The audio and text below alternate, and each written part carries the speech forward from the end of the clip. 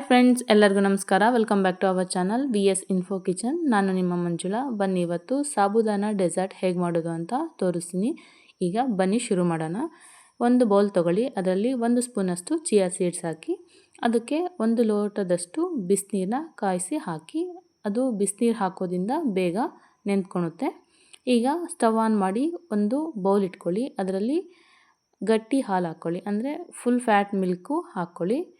ಇದಕ್ಕೆ 4 ಸ್ಪೂನಷ್ಟು ಸಕ್ಕರೆ ಹಾಕಿ, ಇದಕ್ಕೆ ಹಾಲಿನ ಪೌಡರ್ ಕೂಡ ಸೇರಿಸ್ಕೋಬೋದು. 2 ಸ್ಪೂನಷ್ಟು ಹಾಲಿನ ಪೌಡರು ಸೇರಿಸಿದರೆ ಇದು ಇನ್ನು ಥಿಕ್ನೆಸ್ಸು ಜಾಸ್ತಿ ಆಗುತ್ತೆ. ಈಗ ನೋಡಿ ಕುದೀತಾ ಇದೆ. ಇದನ್ನು ಒಂದು 10 ನಿಮಿಷದ ಕಾಲ ಚೆನ್ನಾಗಿ ಕುದಿಸಿ ನಂತರ ಒಂದು ಬೌಲಿಗೆ ಎತ್ತಿಟ್ಕೊಳ್ಳಿ. ನಾವು ಈಗ ಇದೇ ಒಲೆ ಮೇಲೆ ಒಂದು ಬೌಲ್ ಇಟ್ಕೊಂಡು ಅದರಲ್ಲಿ 2 ಲೋಟದಷ್ಟು ನೀರು ಹಾಕಿ, ನಂತರ ಅದು ಕುದ್ದ ನಂತರ ನಾವು 4 ಸ್ಪೂನಷ್ಟು ಸಾಬುದಾನ ಹಾಕ್ಕೋಬೇಕು. ಈಗ ನೋಡಿ ಸಾಬುದಾನ ರೆಡಿ ಆಗ್ತಾ ಇದೆ, ಕುದೀತಾ ಇದೆ. ಈಗ ನೋಡಿ ಸಾಬುದಾನ ಬೆಂದಿದೆ. ಇದನ್ನು ಒಂದು ಸ್ಟ್ರೈನರ್ ಸಹಾಯದಿಂದ ನೀರೆಲ್ಲ ತೆಗೆದ್ಬಿಟ್ಟು ಹಾಲು ತಣ್ಣಗಾಗೋಕ್ಕೆ ಇಟ್ಟಿದ್ವಲ್ಲ, ಹಾಲು ಒಳಗಡೆ ಈ ಸಾಬುದಾನ ನೀರೆಲ್ಲ ತೆಗೆದು ಸಾಬುದಾನನ ಹಾಲೊಳಗಡೆ ಸೇರಿಸ್ಬೇಕು. ನಂತರ ಕಟ್ ಮಾಡಿ ಇಟ್ಕೊಂಡಿರೋಂತಹ ಫ್ರೂಟ್ಸ್ನೆಲ್ಲ ನಿಮ್ಮ ಮನೆಯಲ್ಲಿ ಯಾವ್ಯಾವುದಿರುತ್ತೋ ಅದನ್ನು ಸೇರಿಸ್ಕೊಳ್ಳಿ.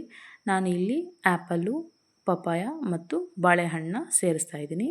ನಂತರ ಇದಕ್ಕೆ ಚಿಕ್ಕದಾಗಿ ಹಚ್ಚಿಟ್ಕೊಂಡಿರೋಂತಹ ಬಾದಾಮಿ ಮತ್ತು ದ್ರಾಕ್ಷಿನ ಸೇರಿಸಿ ಮಿಕ್ಸ್ ಮಾಡಿಕೊಂಡು ಸೈಡಲ್ಲಿ ಎತ್ತಿಟ್ಕೊಳ್ಳಿ. ಈಗ ಚಿಯಾ ಸೀಡ್ಸು ನೆನೆಸಿಟ್ಟಿದ್ವಲ್ಲ, ಈಗ ನೋಡಿ ನೆಂದಿದೆ.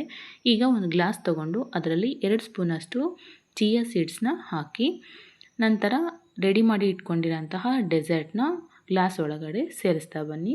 ಈಗ ನೋಡಿ ರೆಡಿಯಾಗಿದೆ ಡೆಸರ್ಟು. ಇದ್ರ ಮೇಲ್ಗಡೆ ಗಾರ್ನಿಷ್ ಆಗಿ ಕಟ್ ಮಾಡಿ ಇಟ್ಕೊಂಡಿರೋಂತಹ ಬಾದಾಮಿ ಮತ್ತು ದ್ರಾಕ್ಷಿನ ಗಾರ್ನಿಷ್ ಮಾಡಿ ಡೆಸರ್ಟ್ನ ಒಂದು ಅರ್ಧ ಗಂಟೆ ಕಾಲ ಫ್ರಿಜ್ಜಲ್ಲಿ ಇಟ್ಟು ಕುಡಿಯೋದ್ರಿಂದ ಇದ್ರ ಟೇಸ್ಟು ಚೆನ್ನಾಗಿರುತ್ತೆ. ನೀವು ನಿಮ್ಮ ಮನೆಯಲ್ಲಿ ತಪ್ಪದೆ ಟ್ರೈ ಮಾಡಿ ಹೇಗೆ ಬಂತು ಅಂತ ಕಮೆಂಟ್ ಮಾಡೋದು ಮಾತ್ರ ಮರಿಬೇಡಿ. ಪ್ಲೀಸ್ ನನ್ನ ಚಾನಲ್ನ ಸಬ್ಸ್ಕ್ರೈಬ್ ಮಾಡಿ. Thank you for watching. Bye.